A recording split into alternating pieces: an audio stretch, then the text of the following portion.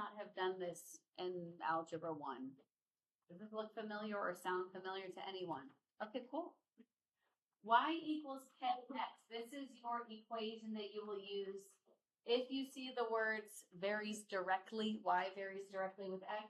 You might see y is proportional to x, y is directly proportional to x. All of these words might pop up in a problem. So your job is going to be to create an equation, and then it might ask you to use that equation to answer some other question. So you are first always going to be solving for k. Okay, whoa.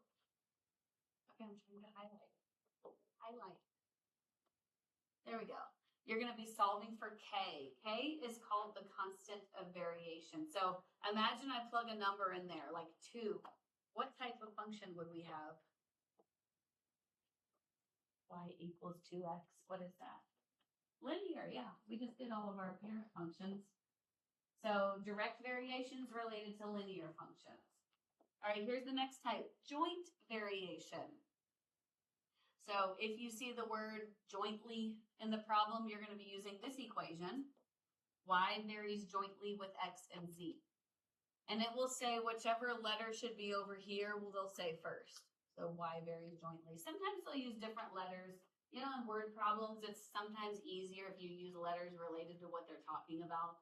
Like if we use H for hours, D for dollar amount. So it's not always going to be these letters. We will always use K to represent the constant of variation. So again, you're going to be solving for K, then you'll use this equation to answer some other question. This is related to polynomials.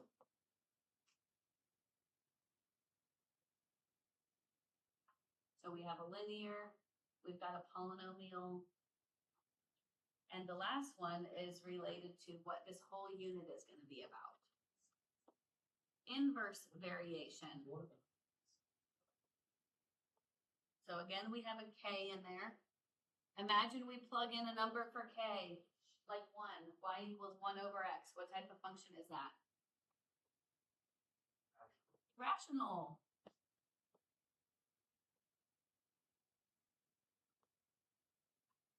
So if you see the word inversely proportional in the problem, you're going to use this equation.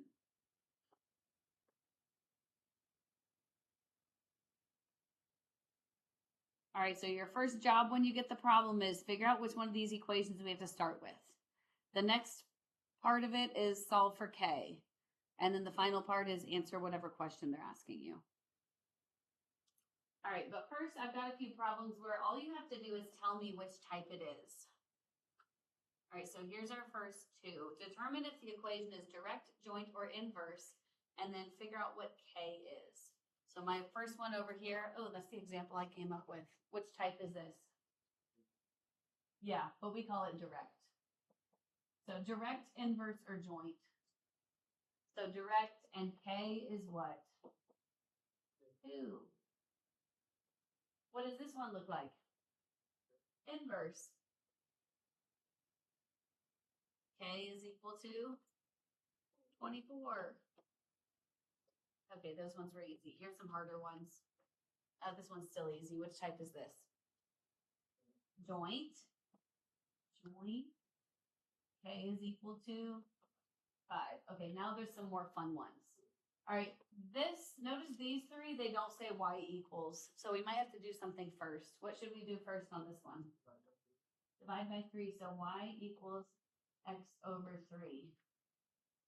Which type do you think this one is? It is not inverse. Yeah, it's direct. It's actually direct. Why is it not inverse? There's a fraction. This is the same thing as 1/3 x. So x is on the top. X has to be on the bottom for it to be an inverse. So this is direct. And k equals 1/3. All right, if we solve for y, what do we get over here? Y equals 36 over x. Which type is this? Inverse. K equals 36. All right, what should we do over here? Times x, so y equals 2 over 5x. and that is direct. K equals 2 bits. Okay. Now let's do some word problems. Okay. The dollar amount D that Megan earns varies directly. Hold on, there's a key word there. Varies directly. So we're going to be using the y equals kx. You're welcome to write down y equals kx if you want to. I'm going to use the letters they use in the problem. So the dollar amount D varies directly. So I'm going to put k. What's the other variable? With the number of hours h that she works. So we're always going to use the letter K. The other letters may change depending on the scenario. In her last paycheck, she earned $148.50. Where should I plug that in? Which one represents how much money she made? D. Okay, so 148.50 equals, we don't know what K is. How many hours? 18. Anyone got a calculator handy? You can use a calculator today. So to solve for K, we're just going to divide.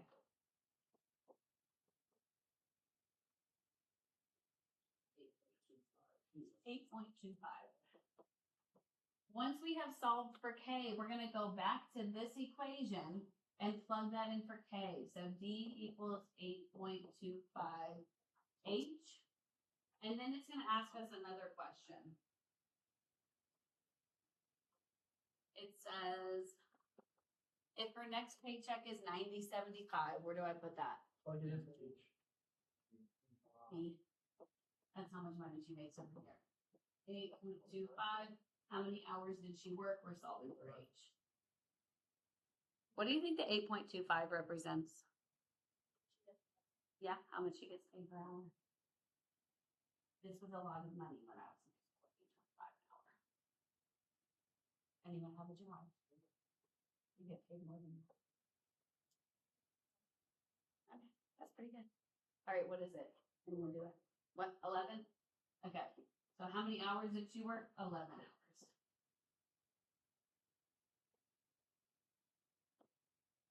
All right, if P varies jointly with Q and the cube of R, what keyword is going to help us set it up? What word do you see? Jointly. Okay, so I'm thinking y equals kxz. But they use different letters. What did they use? P varies jointly with Q and the cube of R. So I still need a K in there. And then they said Q and the cube of R. What is that? R cubed. There's our equation. P equals 270. Q is 6 and R is 3. So K times 6 times 3 cubed. We could do this one without a calculator, couldn't we? What's 3 cubed? No, 27. No, we gotta do exponents first.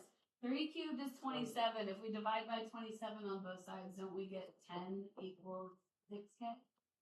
So K equals 5/3. All right, now that we have K, we can go back to this equation and plug it in there. So P equals 5/3 times Q times, I feel like my Q's always look like 9s. Does that look better? R cubed. All right, then it says find P when Q is 3 and R is 5. So 3, 5 cubed, 5/3. Ooh, can we do this without a calculator? What's 5 to the 4th? There you go. All right, 2 more problems. The time it takes Adam to drive to Disney World varies inversely with his average rate of speed. Okay, what's the inverse equation? Yep, y equals k over x. They didn't give me any letters, so we can just use that if you want. Y equals k over x. I would just make a note like, okay, this is the time, driving time. And what is x? Average rate of speed. If it takes Adam 10.8 hours to drive, or to at an average rate of 50 miles per hour, here we go, solve for K. what is 10.8 times 50?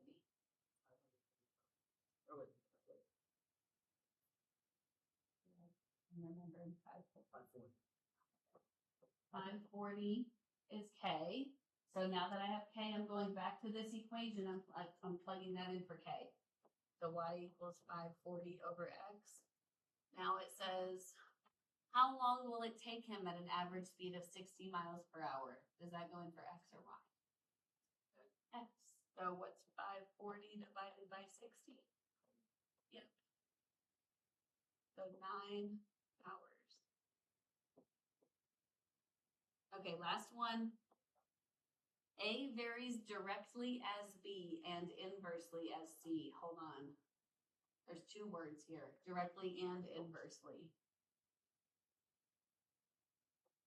So I'm like, well, what do I do? Which equation do I do? We're going to start out with what they gave us. A equals K. Directly as B, inversely as C. Any ideas on what we should put over here? I need a B and a C. What would we do if it said just directly as B? We would just put a B right here, right? What would we do if it said inversely as C? Over C. There you go. If A equals 16, when B equals 12 and C equals 6, okay, what is K?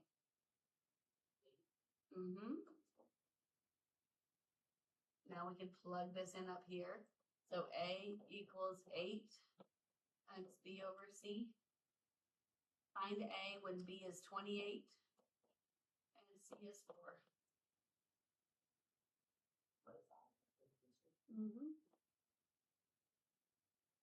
All right, that is it. Okay, you guys got worksheet 1 to get started on. I'm going to grade those factoring quizzes. And I'll let you guys know how you did if you want.